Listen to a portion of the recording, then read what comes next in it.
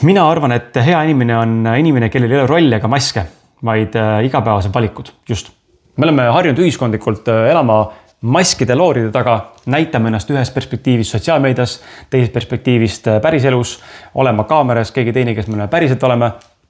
Mitte kõik, aga väga paljud. Tööl kanname ühte rolli, perekonnaga oleme ühte moodi, parima sõbraga oleme kolmandat moodi, suvalistega tänaval oleme neljandat moodi ja nii edasi. Ehk meil on pidav mingi maskide rolli, mida me etendame.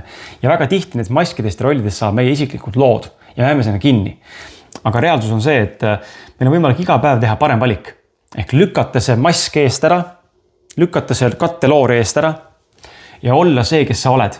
Ehk julgeda olla sina ise, jääda ise endaks kõige selle juures, mida sa oma elus teed, mida sa ütled, mida sa väärtustad, mida sa hindad, mida sa mõtled. Ja olla lihtsalt sina ise. See on kõige esimene samm.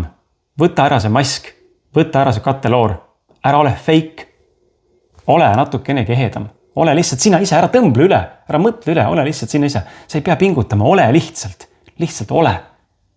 Ja see teadmine tuleb, kuidas olla.